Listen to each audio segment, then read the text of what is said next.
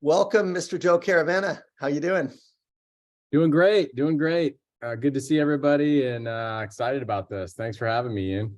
Awesome. Well, thanks for being here. I'm going to just introduce Joe. Joe and I have a very, I'd say, unique relationship in that not only is he a close friend of mine, but we've competed for 20 years straight in the field. So Joe and I are the same age, 40. Well, you're about to be 44. I just turned 44.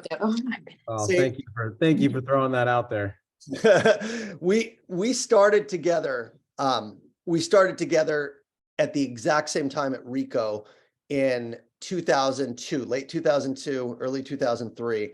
And I actually took Joe on his ride along at Ricoh, where I think I took you to a nice steakhouse back in the day. It was called Taylor's. Joe started with me. We spent 10 years competing head to head. We both got into leadership.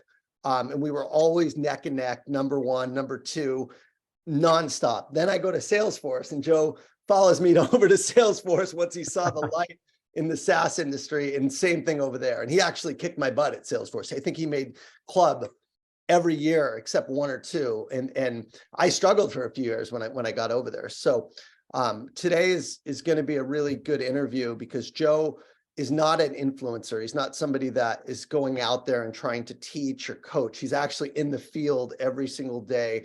So you won't see him on LinkedIn actively posting. You won't see him in a lot of these channels because he's out crushing it in Salesforce. And so I'm excited to have you here as my good friend. And I want to start off, Joe, by just asking you, given this kind of journey, from Ricoh to Salesforce to kind of where we are now in 20 years later, celebrating our 20-year anniversary in sales. What are you most proud of in your career? What do you look back upon and kind of see most pride in your own career? Yeah, well, first of all, thank you again for the opportunity and to meet with this group. Any group that Ian Koniak is working with, is a strong group and strong people. So really appreciate it. And it's 20 years. It's crazy how long we've been in this. And it's been crazy to kind of see your transformations and all the stuff you've done. Like you said, we've competed a lot, but you've pushed me in a ton of different ways and influenced me in so many ways. So being able to be side by side with you in the sales industry and in this career has been really a blessing for me, really good for me. And obviously a very competitive person. I think it's pushed both of us. So it's been pretty cool to see. And it's crazy that we're getting so old and it's been 20 years, but yeah.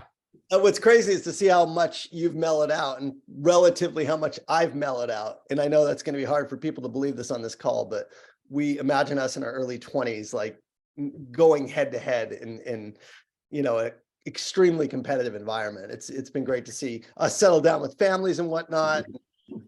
We're like different people, but the same in a lot of ways. So, going back, like how have you evolved in the past 20 years, going back to those Ricoh days and how you showed up in the beginning versus who you are now? Kind of tell me about your evolution over the past 20 years. Yeah. It's been a huge journey for me, and being in sales, as I think everybody knows, it's a tough industry. You constantly have to be evolving, making adjustments, innovating, coming up with new ideas. There's no, I think there's a lot of kind of methodologies and design and frameworks out there that people talk about, but when you're in it all the time and you're in the field and you've got new customers and new accounts and new executives that you're trying to attack, you constantly have to be improving and changing your strategy. So for me, that's been the biggest thing is I really look at every year, as you know, so I compartmentalize it and I put it in a box and I figure out what I need to do in that year, in that quarter, in that month, to be successful. And when I look back at 20 years and I look back at my career, I don't really think about like the deals or, oh man, that was a great commission or that was a big deal that I got.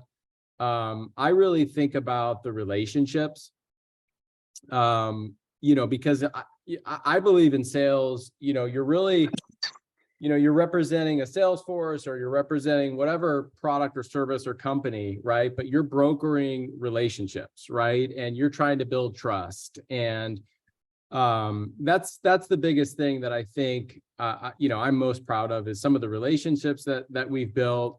And I think about some of the companies that we've impacted, and some of the things that we've accomplished within the partnership framework that, like Salesforce provides. So there's been so many great people and so many great relationships where you become part of their team.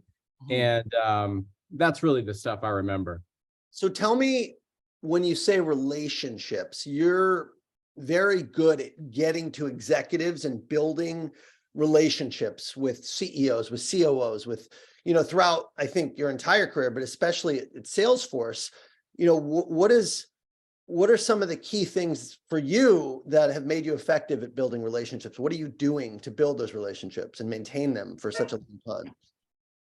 Yeah, I mean, I think, like I said, we're all trying to get to the right executive and sort of have our message stand out, in relation to all of the people trying to get in the door or connect with these executives. But, I think building relationships is about building trust, right? And you have to go in and there's a couple of key pillars that, if you're trying to get to an executive, that you have to really make sure you're focused on. And I think, understanding their business, learning, doing your research, right, is that sort of first step.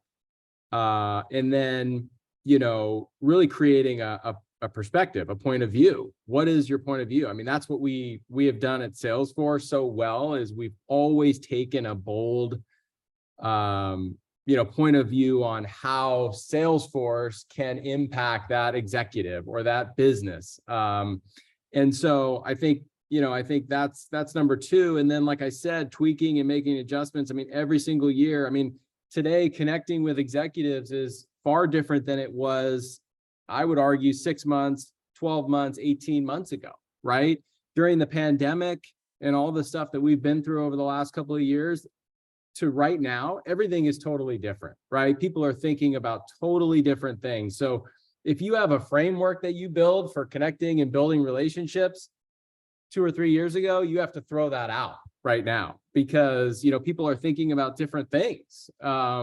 It's not, pedal to the metal, green lights on everything. It's really thinking more thoughtful, more strategic, thinking about operating expense and costs across a business, and just different levers that you need to pull today versus just a few months ago. So what are you seeing mainly now? What would you say for people that have been on, I would say, an easier trajectory and now are hitting a lot of walls with limited budgets, or maybe higher levels of approvals needed for decisions? I know you've gone through some of this recently too. Like how are you adjusting your approach and your messaging right now to adapt for kind of the changing market we're in?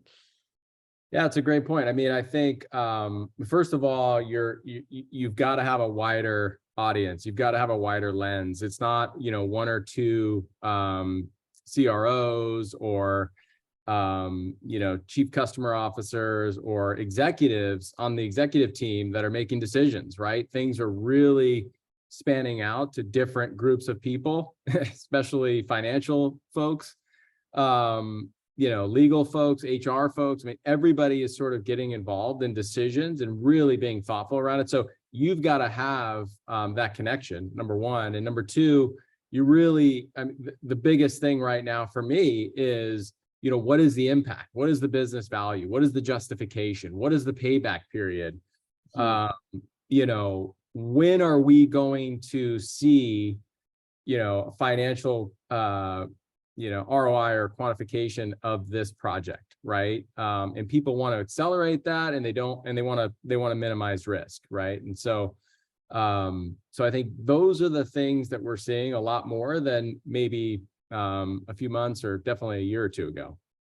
And does that mean that you are talking to people you weren't speaking with 2-3 years ago, and now they're getting more involved? What does that look like for you? Yeah, definitely. I mean, I think we're being asked to present, financial justifications to CFOs and, finance teams. So I think that's one thing. And then, making sure that you're offering that up and you're saying, hey, we have a financial team that can go through a model similar to yours and, plug in your numbers and work with your team to do that. I think you have to be doing that, right? Nobody's buying things on just kind of a promise or a thought or a vision that you're building with the business teams, right? Everybody is bringing their finance and other people into the conversation. And let's talk about this. And I want to get into your personal story a little bit, as much as I love talking about deals. Let's just talk about this for a minute, because one thing I think you've done really well, which I teach everyone in this group, and if you look at deals that are won versus deals that are lost, the common denominator seems to be a strong mobilizer or executive sponsor or champion, whatever you want to call it, on their team, who's doing a lot of selling internally. And if you don't have somebody that's willing to go to bat, that's willing to get all the right people in, who's willing to fight for your deal and really put their neck out there and say, this is something we have to do it right now, you're toast in this market. If you don't have somebody with power fighting that battle for you, there is no deal, at least for the deals that you run, the 7-8 figure deals that I know you constantly do. I'm curious kind of how having that executive sponsor has either helped or not having it has hurt you recently, in what you feel about the importance of that, looking back to some of your biggest deals. Yeah, for sure. I mean, that is probably the number one. When I look back at all the exciting deals that I've done, that's the number one thing that I've either had or the biggest deals that I've lost. I mean, last year, at the end of 22, we had what we thought was a champion, but they sort of fizzled out of the project at the end of the year. And they really weren't the person, fighting for us in conversations that we weren't in, like we wanted them to be, or like we anticipated that they would be. And, that was one of the reasons why I had a deal push in 2022 to this year that we're still working on. So, it's absolutely, I think a lot of people talk about, hey, you got to have execs, you got to build that trust, you got to get somebody, but, it's absolutely the biggest thing. And it's really about helping that executive, that champion, make the mark on their organization and their specific role, right? You're helping them make the impact that they want to make on the organization. And so, first, to do that, you have to understand what they're trying to do with their organization. Where are they trying to go? Who are they trying to influence? What are they trying to impact? What are their goals, right? What keeps them up at night? We talk about that stuff all the time. You have to understand that and then, hopefully build that trust and align yourself to that person. But, I'm in this right now. I mean, again, it's a constant evolution. You might align yourself to somebody that isn't as influential or trusted across the business as you think. Yeah. And sometimes that stuff happens. And so, it's huge having that person, because there's so many meetings and conversations and questions and things that come up. I mean, we're all slacking, we're all messaging each other constantly, right? That's what your customer is doing during a deal cycle or a project, right? You got to have that person really understand the benefit of your product or service and have them selling internally for you, because you can't be in every conversation.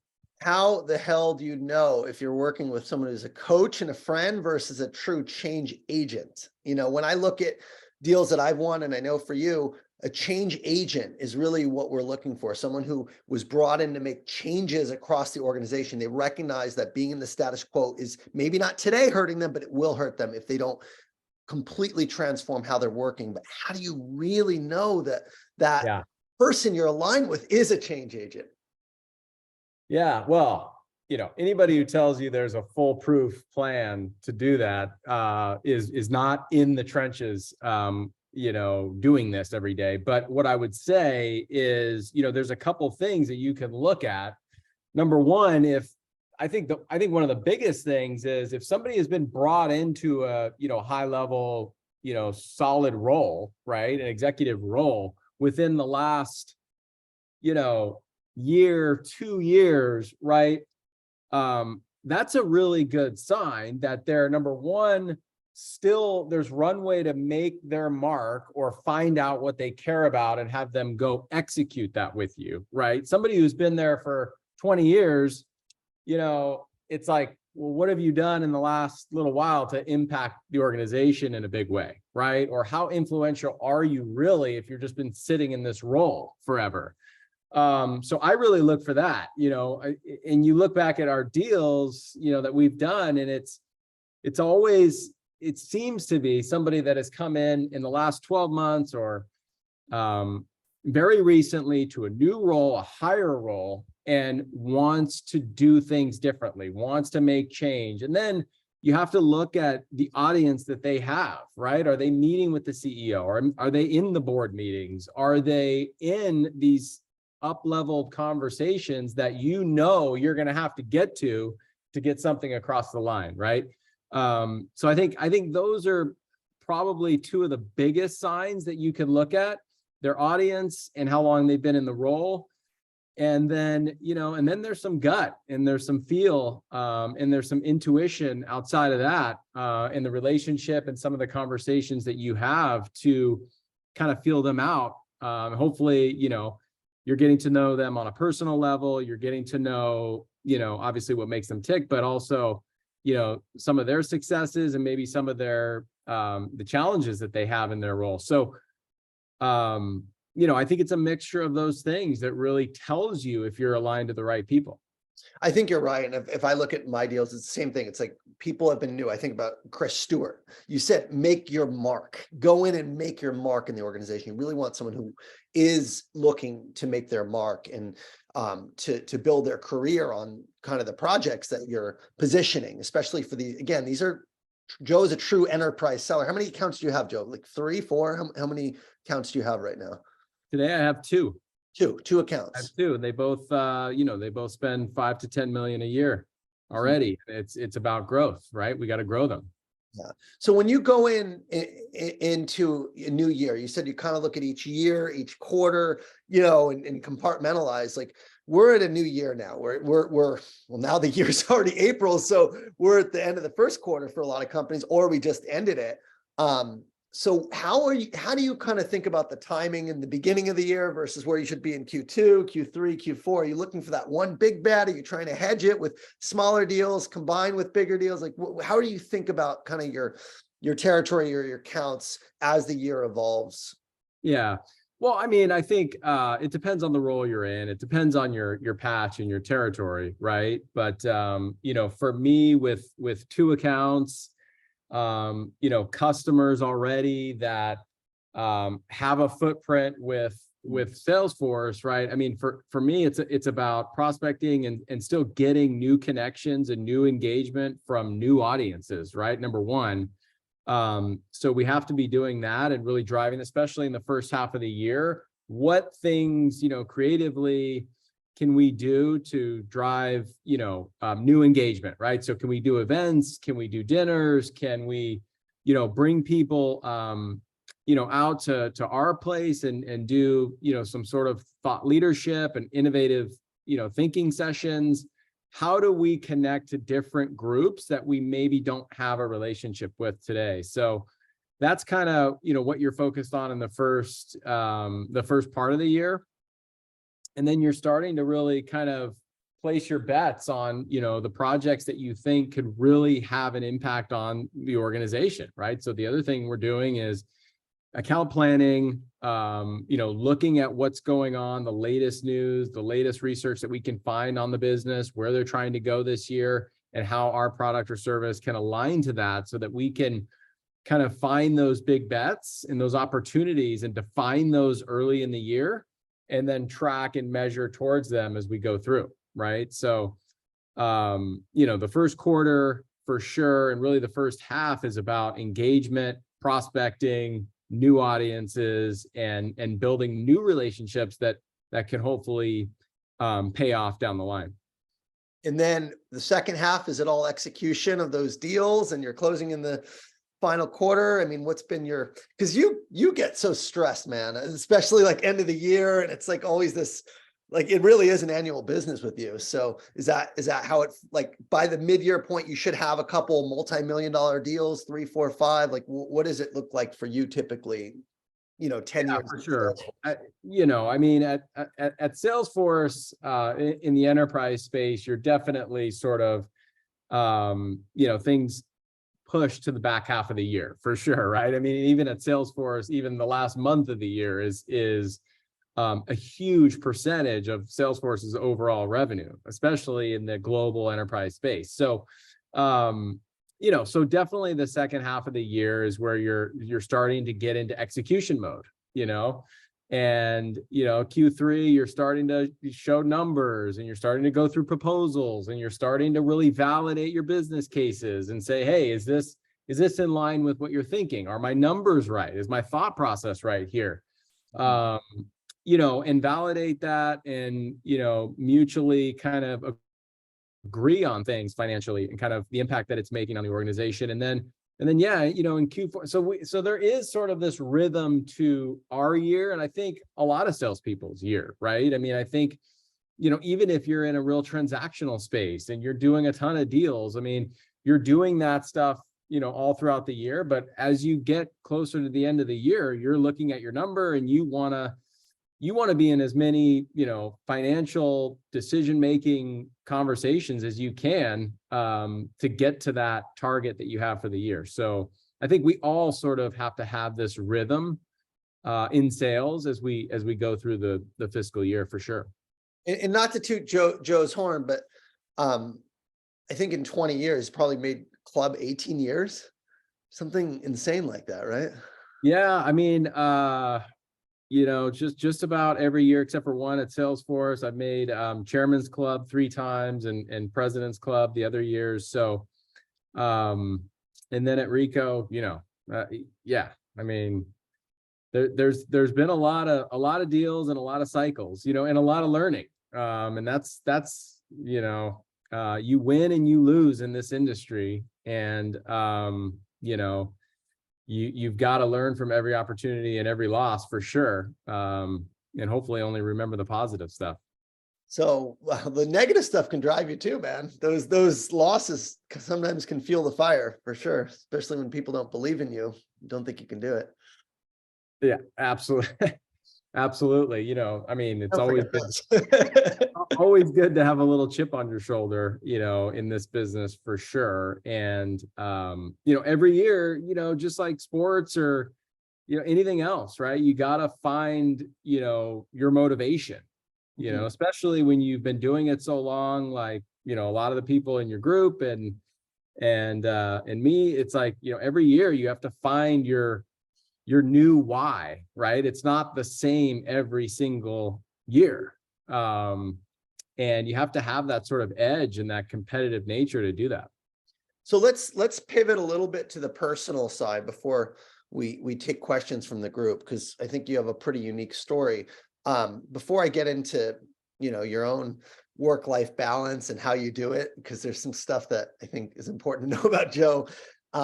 What is your new why? I mean, I'm curious. You said, 20 years, a long time. I know for me, it was a challenge to stay motivated, to stay hungry, just like, oh, another year, here we go. Is this, so like, how do you do that? How do you reinvent yourself each year so you stay hungry?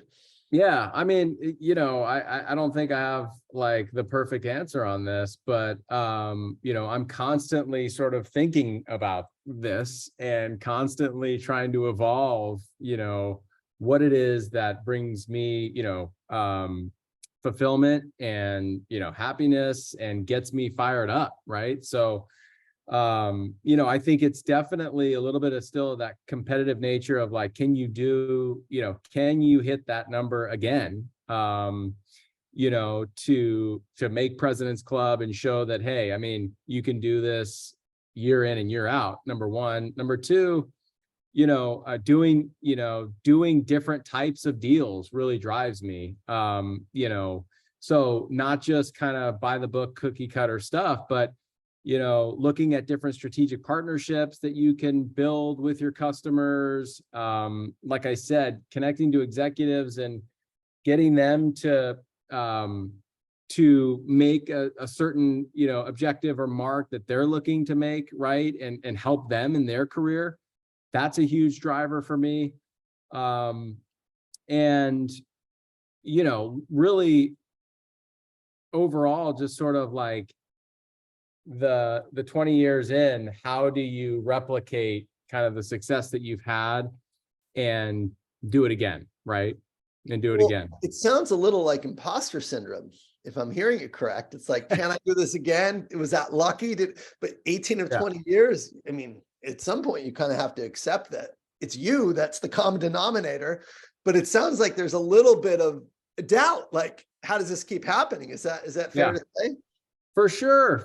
I have never been, like I am, again, I'm just not that person that's like going to be, oh, it's because I do this, and this. That's why I'm successful every single year. For me, there's always that fear and that doubt of not being successful, or not hitting my number, or, hey, am I doing the right things, this week, this month to get to where I need to be? So I'm always I always have that sort of like, voice in my head telling me that you got to go a little harder. Just like, every single morning, like I don't feel the way I need to feel each day if I'm not pushing myself a little bit physically and working out in the morning. If I get on calls, for a couple hours in the morning and I go and it's all of a sudden it's noon or 1 o'clock and I haven't worked out, I don't feel the way I should feel. And I have that voice like, talking to me in my head, and it's not good. So there's certain things that you need to do to just kind of push yourself to hit the targets that you need to hit. Right. So it's almost like a guilty conscience and identity thing where, Yeah. you basically don't feel comfortable if you're comfortable. Yes. I have a hard time feeling comfortable, for sure. I think that's good or bad, right or wrong. I think it's very common in these elite performers, people like Joe, people like Tanvir, myself included. You're never content. You're never truly happy. It's like an uneasiness if it feels like smooth. And I'm preaching meditation and stoicism. And I still find myself, even on this vacation, I'm taking this from vacation right now, where I'm like sitting, pinging Tanvir, hey, what are we doing with sales? And it's like this feeling of restlessness that elite athletes or performers feel all the time, because there's always another level to get to. Yeah. I talk about this, I have 3 kids, my wife, my wife's always like, hey, it'll happen. You're going to figure it out. Don't worry. Like, you've done it 20 years straight, and I'm always like thinking, okay, well, why is this not going to happen? What is going to go wrong? How do I get ahead of that? Right. And, so I think, like you said, I mean, I think elite performers, have this issue, but it's also just a constant battle for, all of us as people, just to be able to, calm ourselves down in certain areas, and focus on the right things that are going to get you to where you need to be. Right. And so I talk about, like, in my daily activities, I'm not a guy that like sits down for 8 to 10 hours and just bangs out calls and meetings and stuff day in and day out. I really have to like focus myself and have sort of sprints, focus sprints for maybe, 30, 35 minutes at a time. And, really write down the top things that I want to accomplish and prioritize for the day. And then I have my sort of focus sprints to go get those things done. But I'm kind of all over the place. I'm doing things around the house. I'm making sure that things are organized. I'm doing stuff, with my wife and kids. I'm, working out in the morning. Like I'm focused on my, my physical and mental health. So, I think we all have to sort of have our own, operating system and game plan and strategy for what works for us, 100%. And that's where I want to pivot a little bit. And just for everyone who doesn't know Joe, I think he coaches his kids soccer, basketball. He got 3 kids, multiple sports.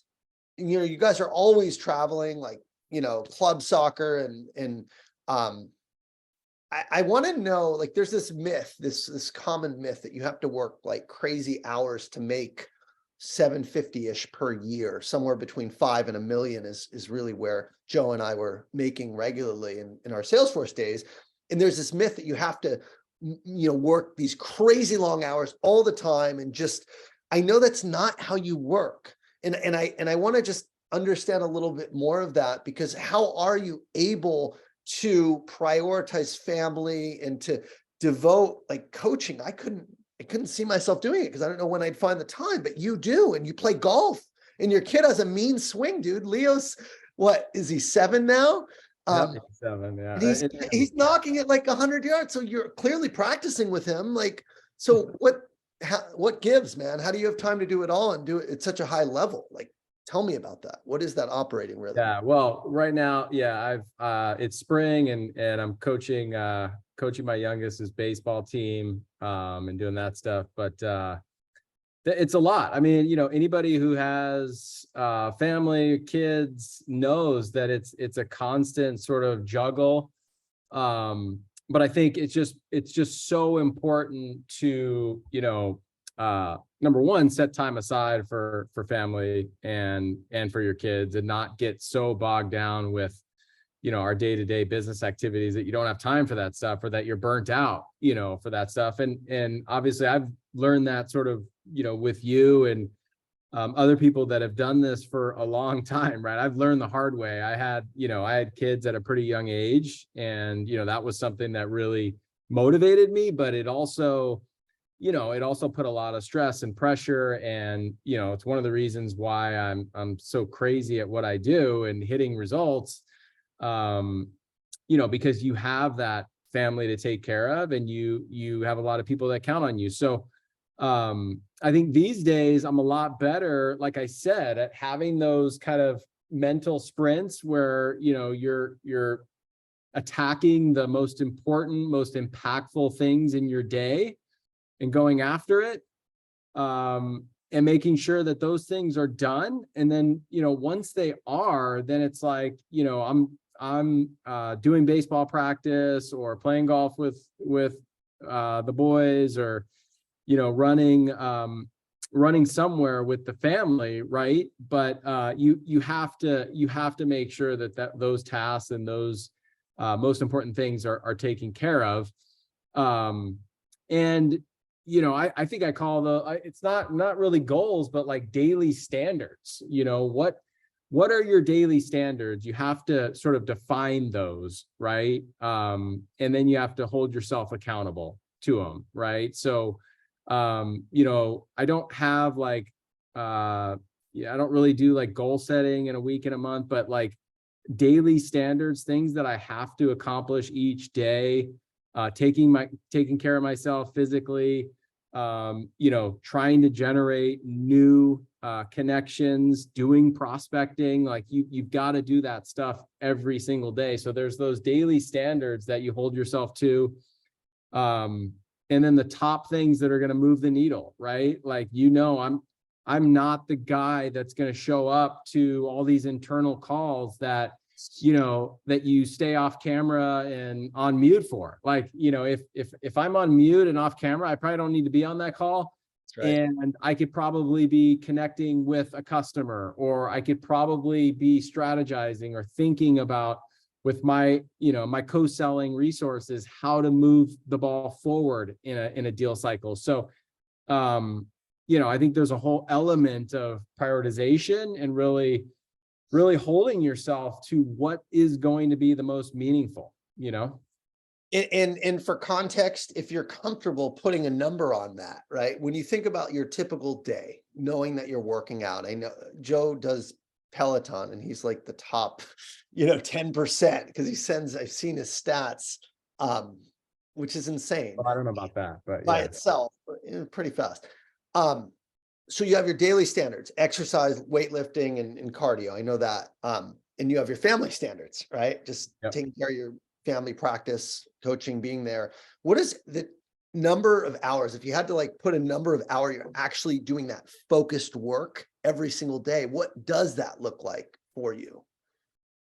Yeah, I mean, I think it probably equates to like 6 to 8 hours a day, depending on, what's going on in my business, right? I mean, if we're at the end of a deal cycle, or there's tons of negotiation and tons of people that we're trying to get on board with a project or a deal, everything kind of goes out the window, right? But I would say, on a normal basis, right? I'm in the beginning of my day or the end of the previous day, I'm looking at, 7 or 8, important tasks that I want to accomplish in that day. And then I'm taking, those 30-minute, 35-minute focus sprints to go do those things, right? And then you set some other time outside of that to either connect with resources that are helping drive projects or helping you in certain ways, and maybe doing some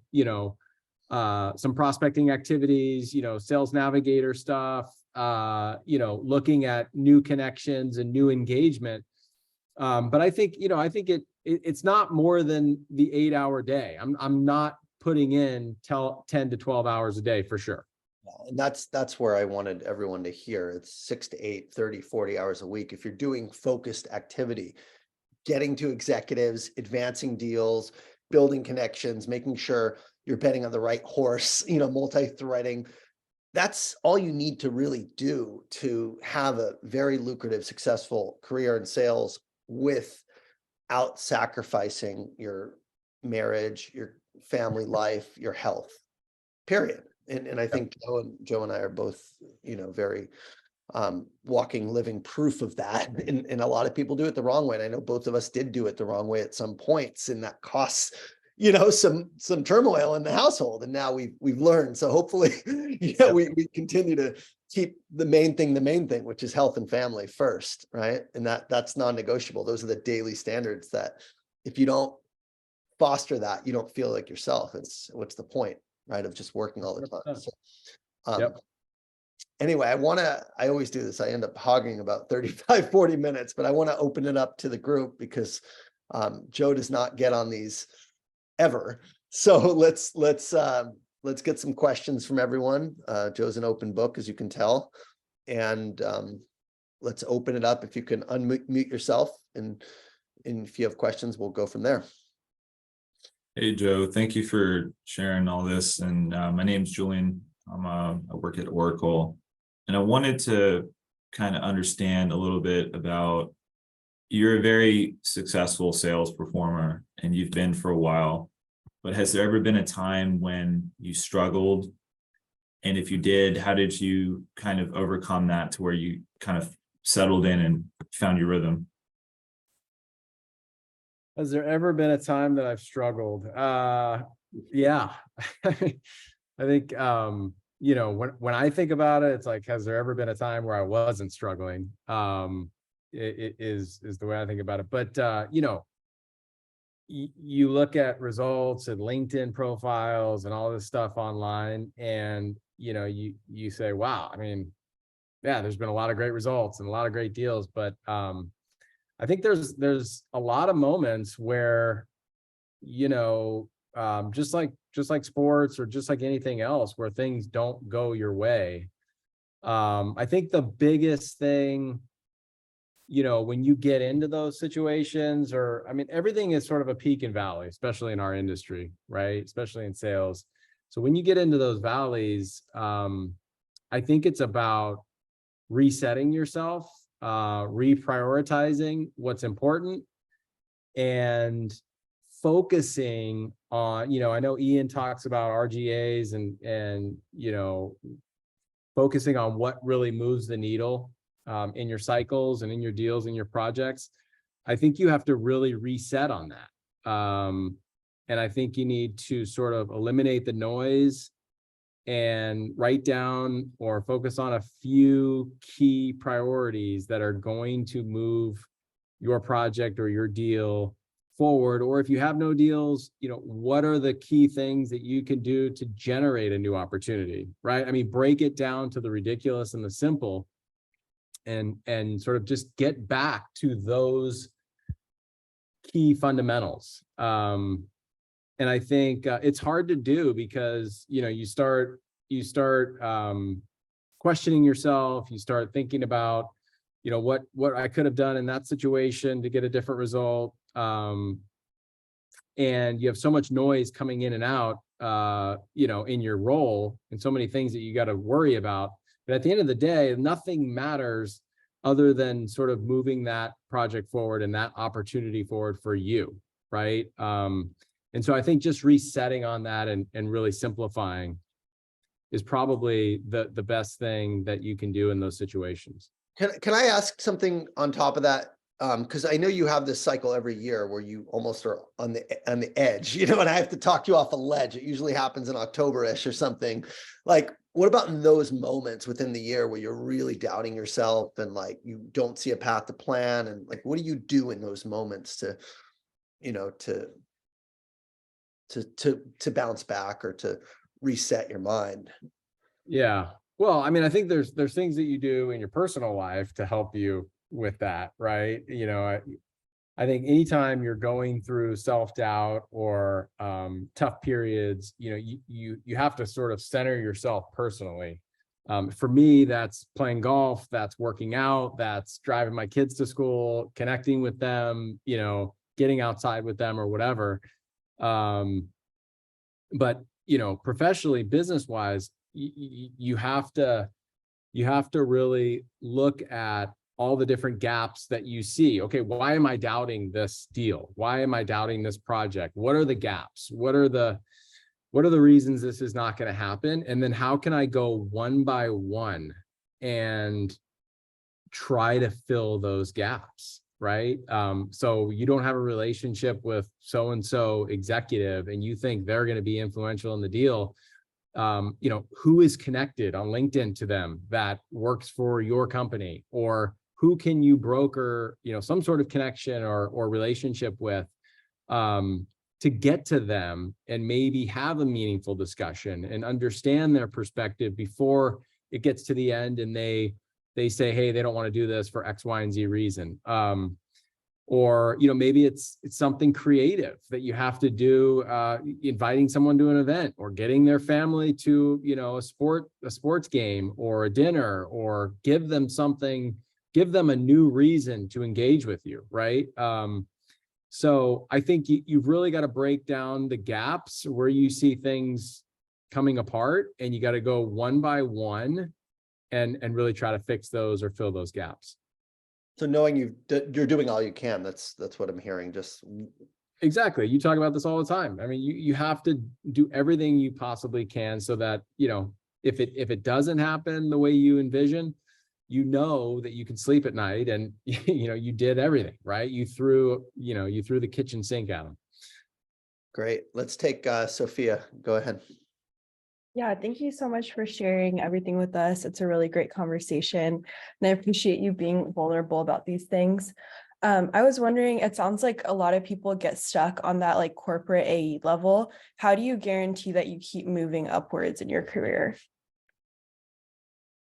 How do you guarantee that? I don't know that there's guarantees to that, but but I think it's about self-development and, always sort of learning and looking for that next, opportunity. At Salesforce, I've been in a couple different roles. I was a region vice president in our commercial business, and at Ricoh, I was a second line manager. So I've been, individual contributor and in management, and I think you can always keep moving up. Number one, you've got strong results, and you're solid on that. Number two, you're always learning, you're always looking for development, you're always trying to get to that next level, and building the relationships and the trust with the right people to do that, right? And I think in corporate America right now, it's like it's a great time because the opportunities are there, and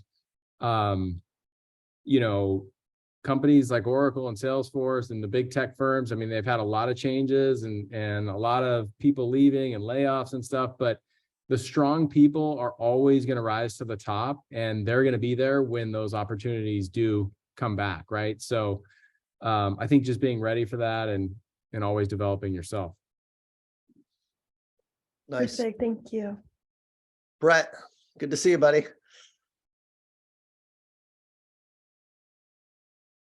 I think you're on mute, Brett. I can't seem to hear you. It's the headset. You got to get off your headset and go. All right, let's take Isaac while Brett's getting Brett, you there? I still can't hear you. So let's take Isaac next. Hi, Joe. Earlier you mentioned that every year you're constantly evolving. How have you evolved in the past 6 to 12 months? Or what's been your biggest, change? Yeah, I mean, I think the biggest thing for me in my role in the last little while is, like I said, I mean, the world has changed a ton from, I think, a year ago. Obviously the economy, obviously, what people are really thinking about and focused on and concerned about as far as the future. So the biggest thing for me is looking financially at the projects that I have in flight and making sure that I've got the right audience, the right eyes on it from a financial perspective at my customers, to be able to focus on value and ROI and payback period and stuff like that. So during the pandemic at Salesforce, and I think at other high tech firms, I mean, the sky was the limit, and it was tough when everything sort of hit, and then everything sort of loosened up, and then everybody was like, holy crap, you've been telling us we need this, and we definitely need this now. And so it was like pedal to the metal. And I felt so lucky and blessed to be in high tech during that era, because I had deals that, I just didn't think were possible that got done. And so now I think there's a lot more scrutiny. I think everybody's sort of pulling back. I think there's a lot more thought and strategy that needs to go into deals. And so that's the biggest thing I'm focused on right now, and how I've evolved is it's just making sure that I have a wider audience. I have the right engagement and support from different levels, especially financial, in my customers. Awesome. Let's take Scott next. Hey, Joe, good to see you. Good to see you, Scott. Hey, two-part question real quick.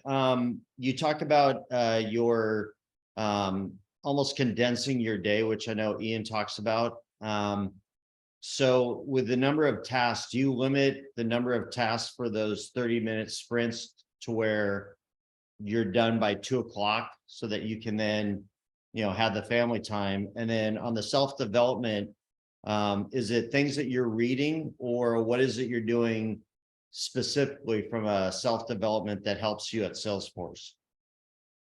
Yeah, great question. And glad to see you in this. Other Salesforce talent. So that's awesome. So I would say, the condensing the day or the focus sprints that I do, are really sort of like 9 to 4, I would say. But like I said, it's not straight through it. There's breaks in there to get outside. There's, breaks to exercise. There's breaks to pick up kids if I need to, and stuff like that, which helps me because, I need to sort of, refocus myself multiple times during a day. And then I also need to, rethink about my strategy or, think about a different idea or perspective that can then impact my day. So it helps me do that when I break it up. In the core part of the day, I think for meetings is probably 10 to 2, something like that. And maybe an hour on the front end, hour on the back end to do, new connections, prospecting, and generating new relationships. So I think that's sort of how I break up my day. I mean, as far as self-development, definitely, reading, right now I'm reading a book by Phil Jackson, the old Laker coach, talking about some of the things that he did as far as strategy and ideas, which is pretty cool. But I think definitely reading, I think podcasts, listening to podcasts while you're working out. I mean, those are all things that I think can really help. And then, connecting with communities and groups like this. I mean, I think you guys are definitely a part of that, right? And learning from other people. So definitely kind of those things as far as self-development. What I heard you say that I want to just repeat is space to think. Just having the space to think. I do an hour lunch with Sandy every day, and it breaks up the day in 2. And then usually like a walk in the afternoon or something, but you really do need that space to like step outside of the business to be strategic in what you need to do inside of the business. My best Right. I'm running. I don't know about you, but that's, for me, Yeah. a big part of it. It's huge because I get to a point where, a couple hours and I'm not as effective as I should be. Right. And if I take a 15, 20 minute, 30-minute break, it helps me come back stronger and more energized and thinking more clearly, right? So especially in this work from home environment, it's gotten so bogged down with calls, you have to kind of break it up to suit your way of thinking. 100%. Let's take Evan Howard. What's up, Evan? You're on mute, my friend. Sorry, trying to find my cursor. Hey, Joe. Hey, Evan. So I am kind of moving up into a role that has more responsibility. So like full cycle. So managing all of the different aspects from like prospecting to closing to account management. It looks like you've done that as well and kind of had a couple different instances of that. How are some of the ways that you're managing all the different lines of business, I would say? When you say lines of business, do you mean the different stages of that deal cycle or? Yeah. So like from, creating net new to then strategizing the deal and closing it, and then the post-sale account management and all of the different team members and, account management that goes into that. Yeah, well, I mean, that's a lot. That's basically the entirety of what we do. But I guess depending on your role, it's like, you want to define what good looks like in each of those stages, right? Similar to like the daily standards, like what are the standards in each of those phases of the cycle that you deem as, key pillars or necessities. So I think that's the first thing is to, storyboard or write down, what each phase looks like, and what you're trying to accomplish in each phase. And then, holding yourself to that, obviously with adjustments and tweaks or whatever, but based on the customer or the, specific situation. But I think that's the first step. And, then managing, if you have, co-selling resources like Scott and I do at Salesforce, you know, at Salesforce, there's like a bus of people on, you know, every project. And so a lot of what we do is, you know, sort of quarterbacking, you know, a deal cycle or a project and getting the right people into the right situations, right? So it's probably more people than most companies at Salesforce, or like an Oracle or SAP or a Microsoft, probably similar. So I think a lot of it is really managing your team, you know, and putting people in the right situation at the right time, and making sure that people are prepared and, you know, understand the customer's needs, understand the customer just at a high level, so they can have the right messaging or the right, you know, ideas that are going to be impactful. So yeah, I mean, we could probably talk for hours on that one, because that's basically what we all do all the time. It's a constant, you know, it's a constant battle to make sure you're doing all the right things in the different stages to get deals to where you want them to be, which is at that negotiation phase, right? And asking the right buying questions.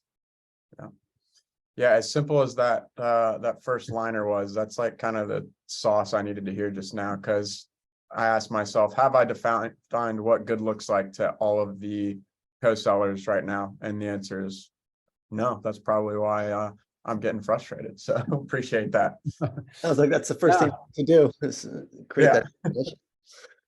Let's And take, then, you know, yeah, and once you do that, I mean, you want to have your team, you know, together, quite on a weekly basis or whatever, and going through each of the projects, figuring out which stage they're in, and then are we doing those things, right? For sure. cool. I think we have time for maybe one or two more. Tanvir, go ahead. Yeah, thanks, Ian. Joe, really inspiring to hear your story, especially coming from Salesforce as well. I'm actually just looking out for Brett. Brett, I know you're having trouble with your mic there, so I was just going to read out your question. Yeah, we can. Yeah, you're good to go. All right, cool. Jump in. Yeah, sorry about that. The headphones sometimes, create a little bit of an issue. Joe, really appreciate your insights and everything you shared with us on this call. I work at Salesforce as well. I'm a GRB AE in the financial services space, based here in SoCal. So yeah, lots of great takeaways from today's. Where are you based? So I work out of the Irvine office. Oh, cool. Yep. That's still in the Spectrum. Yep. Sun Nice. Spectrum. But actually I started with Salesforce over in Australia, moved back last year. But yeah, my question, I was just on your LinkedIn. I saw that you put in about 4 years as an IC before making the jump to people leadership in that RVP role. I saw you were just in that role for about a year before switching back to IC. So my question is really, I just finished the Accelerate People Leader program. It's something I see in my own future here at Salesforce. Curious, what was kind of your motivation to make that jump from IC to People Leader and then right back to IC? Yeah, it was interesting for me. So it's a great question. I get it a lot. And, you know, when I was at Ricoh, Ian knows, you know, we were super young, and you were successful for a year or two, and then they just put you in manager, and you ended up, you know, we ended up just being in management, and Ian got very high up. I got like, you know, kind of mid-level. And, you know, it was hard. I mean, management is difficult. And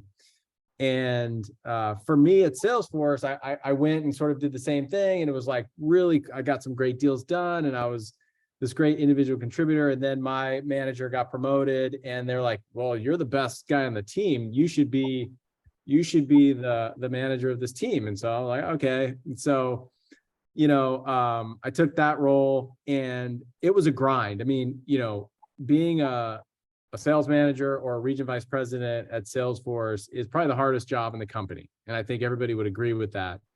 And for me, I told myself, like, if I wasn't, you know, loving it, or if it was too difficult, like it was going to affect my stress levels or affect my, you know, me showing up for my family or my wife or anything like that, like I did not want to go through that year in and year out.